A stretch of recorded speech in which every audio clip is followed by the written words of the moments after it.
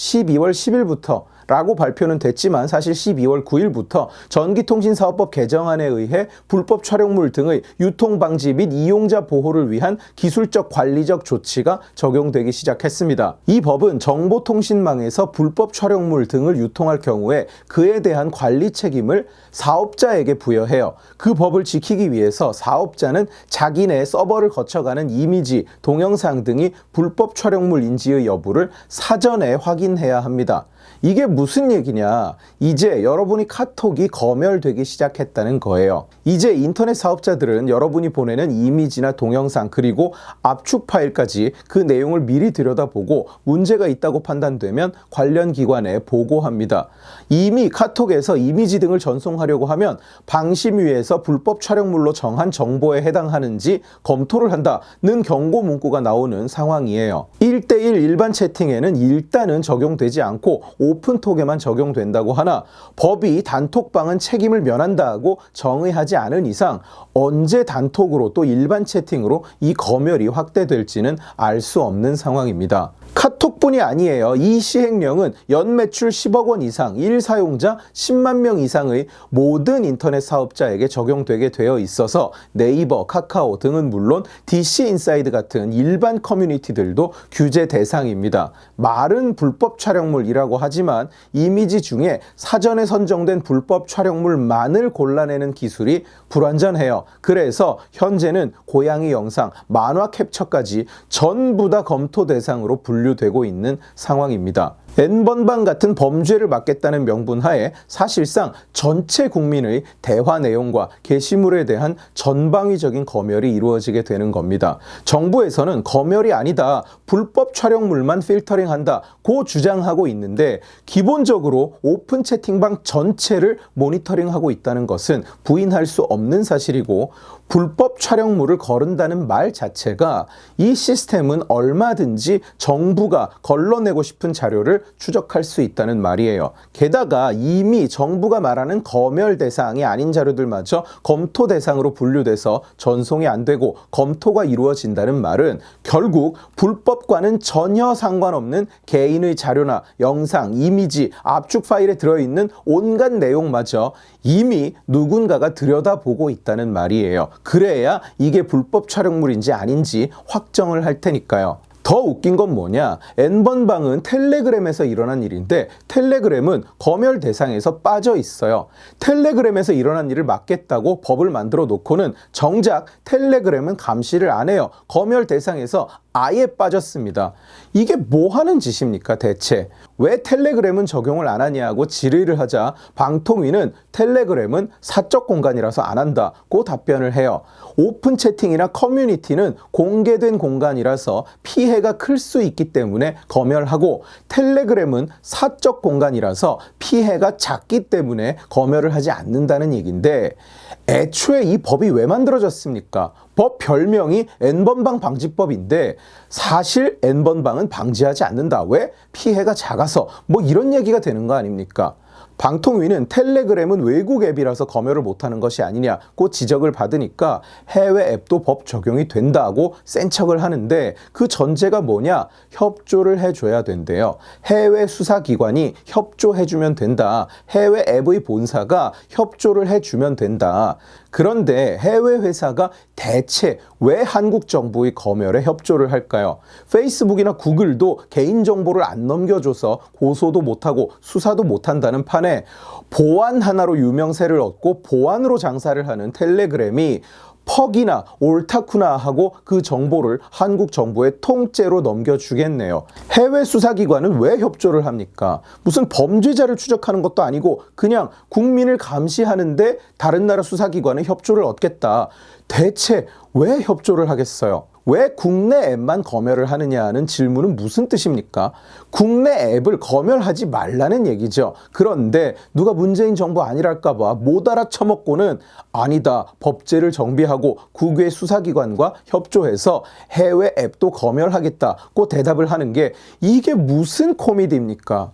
왜 가만히 있는 애를 때려 했더니 걱정 마세요, 다른 애들도 다 때릴 겁니다 하는 꼴 아닌가요? 이런 불특정 다수의 국민에 대한 전방위적 검열을 옹호하는 정부와 여당이 박근혜 정부 시절에 테러 방지법 때는 어떻게 굴었는지 생각을 해보면 기가 막힙니다. 테러 방지법은 테러 위험 인물로 지정된 특정 인물에 대한 정보 수집을 가능하게 하는 법이고, 이런 추적이 있는 경우에 전부 기록을 남기고 국무총리에게 보고하게 되어 있습니다. 반면에 카톡 검열법은 다수의 불특정 국민을 대상으로 하고, 불법 촬영물이 발견됐을 때 어디로 어떻게 보고가 되고 어떻게 법적 책임을 지게 하겠다는 것인지는 명확하지 않으나, 그 검열 과정에서 얼마나 많은 개인의 정보가 침해되고 공개되었는지는 아무도 알 수가 없어요. 태방법으로는 내가 법적 절차를 거쳐서 테러 위험 인물로 지정되기 전에는 감시당하는 일은 일어날 수 없었지만, 카톡 검열법은 그냥 사무실, 동창, 교회, 동호회, 동네 친구들끼리 오픈 톡방을 만들어서 얘기를 하거나 DC 인사이드 같은 커뮤니티에 게시물을 올리는 그 어떤 평범한 국민이라도 전혀 불법적이지 않은 자신의 영상이 검토 대상으로 분류되고 검열당할 수 있습니다. 그럼에도 불구하고 테러 방지법 때 그 난리를 치던 인간들, 테러 방지법이 발효되면 1984의 사회가 된다면서 의사 진행을 방해하겠다고 필리버스터를 하고, 필리버스터가 민주주의의 상징이라고 자화자찬하던 그 인간들, 김광진, 은수미, 유승희, 진선미, 이종걸, 추미애, 정청래, 림수경 38명이나 나서서 그리도 자유를 지키고 인권을 지킨다면서 밤을 새워 떠들더니 지금 다 어디에 갔습니까? 테러 방지법이 국민감시법, 국민침해법이라던 이종걸, 인권테러법, 국민스토킹법이라던 서영교, 의심된다는 이유로 국민을 추적하면 안 된다던 추미애, 테러 방지법은 자유민주주의에 대한 부정이라던 유승희, 그 소중하던 국민의 자유와 권리가 니네 정권 때는 사라집니까? 모든 국민은 사생활의 비밀과 자유를 침해받지 않는다. 모든 국민은 통신의 비밀을 침해받지 않는다고 헌법 17조, 헌법 18조를 읊어대던 정청래는 왜 이번에는 그놈의 헌법 강의를 안 합니까? 테러 방지법을 두고는 북한이 미사일을 쐈는데 왜 국민의 휴대폰을 뒤지냐고 깨끗대더니, N번방을 만든 건 조주빈인데 왜 국민 카톡을 뒤지고 앉았냐고 한마디 안 해요? 정청래 씨? 몇 달 전에 구글은 연간 투명성 보고서에서 2020년 세계에서 구글의 컨텐츠 삭제를 가장 많이 요청한 정부는 대한민국 정부라고 밝혔습니다. 미국이 9,400여 건, 프랑스가 5,500여 건, 일본이 1,000여 건 삭제를 요청하는 동안 한국 정부는 자그마치 54,000건이 넘는 컨텐츠를 삭제해달라고 요청했어요. 그만큼 대한민국 정부는 국민들을 양치기 마냥 이거 된다, 이거 안 된다를 다 정해주고 있습니다. 성인이 성인물을 볼 수 없는 OECD 유일 국가라는 말이 있을 정도로 대한민국 정부는 전통적으로 직접 나서서 국민들에게 윤리 규범을 주입하고 옳고 그름을 정해줘 왔습니다. 그런 관점에서는 이는 문재인 정부만의 문제라고 볼 수는 없습니다. 사회 자체가 자유라는 것이 뭔지 이해를 못하고 있는 거예요. 그러나 그런 분위기는 문재인 정부 들어서 더욱 심화되어 왔습니다. 아예 정부 인사들이 대놓고 나서서 자유를 제한해야 한다. 자유의 영역이 아니다. 북한이냐 소리 나오도록 통제해야 한다. 말 잘 들으면 자유를 더 드리겠다.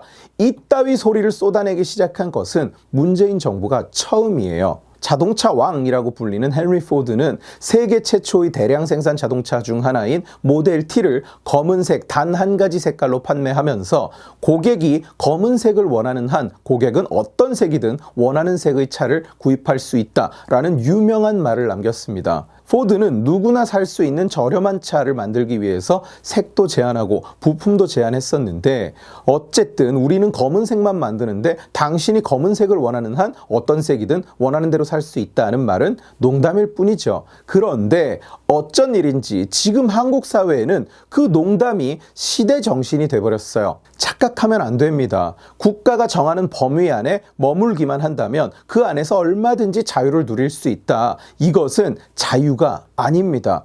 전 국민에게 전자발찌를 채운 뒤에 정부가 국민의 동선을 파악하고 추적하기는 하지만 범죄를 저지르지 않는다면 국민 여러분은 아무런 일도 당하지 않아요. 기록된 동선은 범죄와의 연관성이 없음이 확인되는 즉시 삭제됩니다. 이렇게 말한다면 어떨까요? 나는 범죄자가 아니니까 괜찮아. 정부가 내 일거수일투족을 감시해도 나는 범죄자가 아니라서 아무렇지도 않아 하고 넘어갈 겁니까?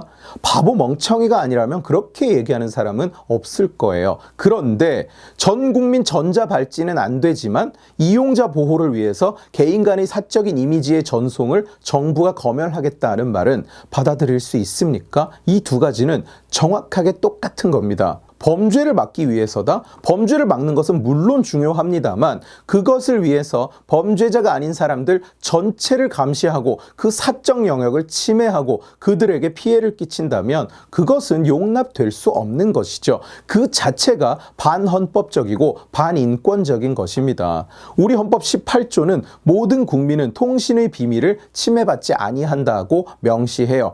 헌법 그 어디에도 그러나 범죄 예방을 목적으로 할 때는 침해할 수 있다는 조항은 없어요. 범죄를 예방한다는 목적은 좋으나 범죄의 예방을 위해서 범죄자일 수도 있고 아닐 수도 있는 모든 사람을 감시하고 검열하겠다. 이건 그야말로 전체주의적인 헛소리인 것이죠. 내 주먹을 휘두를 자유는 남의 코앞에서 멈춘다. 이런 말 많이 들어보셨을 거예요. 이 말의 핵심은 하나가 아니라 두 가지입니다. 당연히 남의 코를 때리면 안 되지만 남의 코를 때리지 않는다면 내 주먹은 휘두를 수 있다는 뜻이에요. 남의 코를 때릴 자유는 없지만 남의 코를 때리지 않는 행동을 할 자유는 보장되어야 한다는 뜻입니다. 범죄를 예방한답시고 불특정 다수 국민의 통신의 비밀을 침해하는 것은 받아들일 수 없는 반헌법적 행위이자 믿을 수 없는 인권 침해예요. 특히 그게 정작 예방하고 방지하겠다는 그 범죄가 일어난 그 방법, 그 장소, 그 앱과는 아무런 상관도 없는 헛짓이라면 더욱 용납되어서는 안 되겠죠. 어제 이재명은 이 카톡 검열법을 두고 이렇게 말했습니다. 이건 사전 검열이 아니다. 자유에는 한계가 있다. 자유에는 한계가 있을 수는 있습니다. 그러나 그걸 니들이 정하는 것은 아니죠. 니들 임의로 내 자유를 제한할 수는 없습니다. 니들이 임의로 제한한다면 그건 자유가 제한된 게 아니라 자유가 없는 겁니다. 오늘 지식의 칼은 여기까지입니다. 재미있게 보셨으면 지식의 칼 채널을 구독해 주시고 이 영상을 주변에 공유해 주세요. 여러분들이 공유해 주시면 설득은 제가 하겠습니다. 고맙습니다.